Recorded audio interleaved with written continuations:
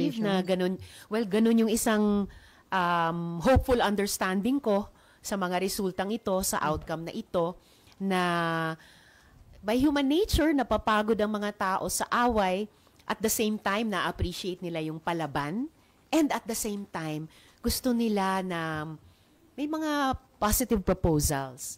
So, hindi lang panay away, pero may principle na stand din sa mga away, at saka may solutions na gustong buuin kasama ng mga tao, kasama ng mga botante. At yun yung gusto kong mas ma-generate namin sa opposition in the next months and years. Okay, before si Baby Lynn, si Nim pa lang may patanong, ano daw yung mga committee chairmanship na inyong tatargetin sa 20th Congress? Well, kung may committee chair pa ang at least independent bloc or optimally minority, of course, gusto kong manatiling chair ng Women, Children, Family Relations and Gender Equality Committee. And I think sa mga susunod na taon din, lalong magiging importante yung mga komite na may kinalaman sa ating ekonomiya. Kasi dun talaga patuloy at lalong umaaray at projected na lalong aaray yung ating mga kababayan ang mga usaping pangkabuhayan. Hindi daw target ng grupo nyo yung Blue Ribbon at Agriculture Committee? Wow, wish ko lang. Kung abogado lang ako, wish ko lang makapag-vie para sa Blue Ribbon. Talagang ma-optimize, ma-maximize sana namin yun. Yung agri, syempre, walang ibang subject area expert dyan sa buong Senado, kundi si Senator Kiko Pangilinan.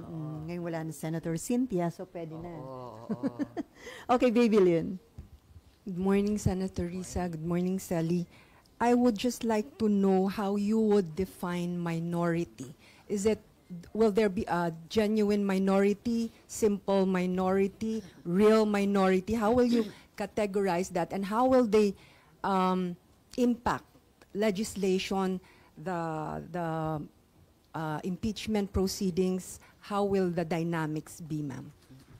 Salamat.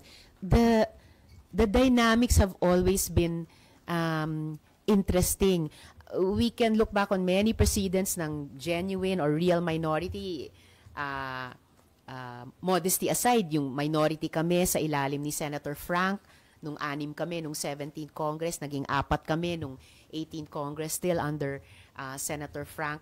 And I'm very happy sa nakaraang 3 taon namin bilang minority ni Minority Leader Senator Coco Pimentel, kung saan tulad ng mga nakaraang minorities, nakapagtala din kami ng ilang mga tagumpay by leveraging our small number, by taking sharp positions on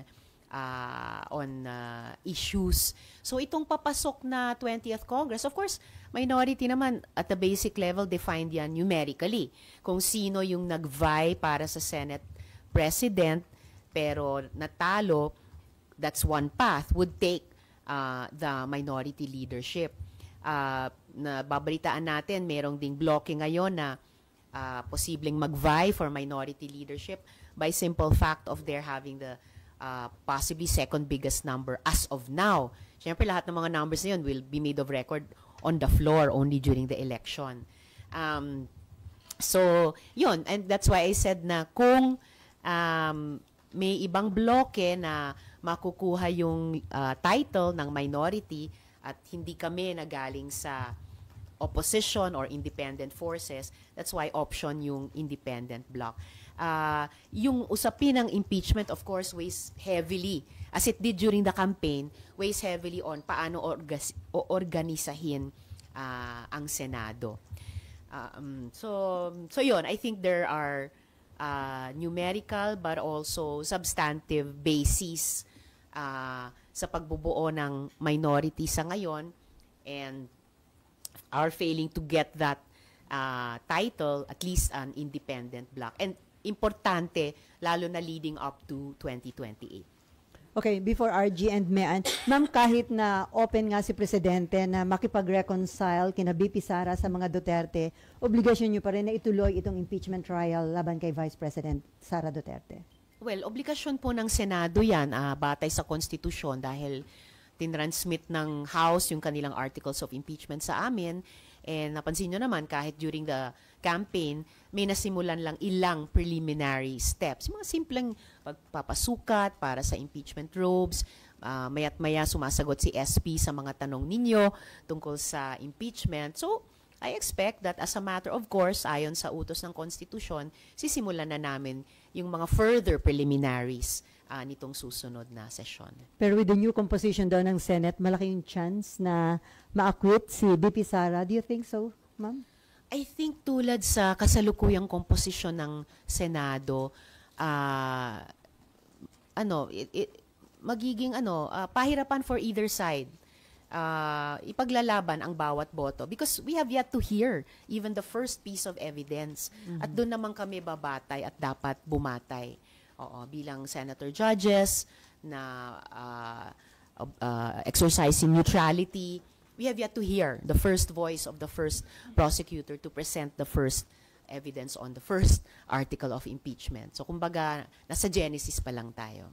So kahit it is a political process, you're hoping na ibase ng mga kasamahan nyo yung kanilang boto, depende sa ebidensya na may ipipresenta, ma'am.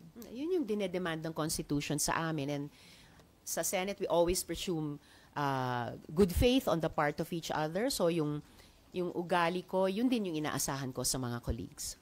Okay, RG, and then si ano pa pala, sorry. Mab first, si Mab muna, Mab. Kanina pa nga pala si Mab, sorry.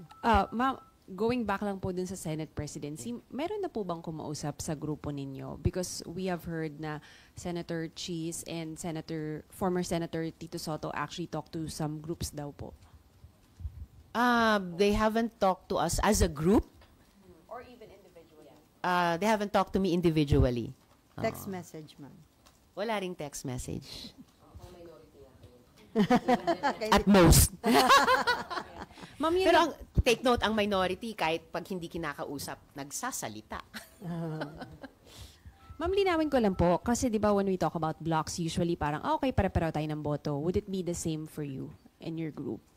On bills and what? Yes.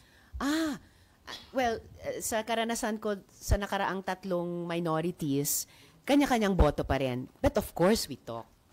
May kumbinsihan or minsan, ang best case scenarios may usapan na pare-pareho naman ang pananaw natin, so pare-pareho ang aming mga boto. But as you have observed, may mga pagkakataon din na may divergences. And it would be the same during the impeachment trial? Each senator judge, of course, has to cast his or her vote. Ang pine-presume ko lang ay unanimity sa disposition, sa ugali na neutral senator judges voting on the basis of the evidence presented. Okay, and then Raymond, RG, and then Mayan, and Danielle. Sige. Morning, Senator. Balikan ko lang yung consolidation of forces. Considering yung nangyari during the previous administration at saka itong early part ng Marcos administration, paano natin ika-categorize sino yung dapat na kasama dito sa grupo na balak ninyong buuin supposed to stand before the 2028 election?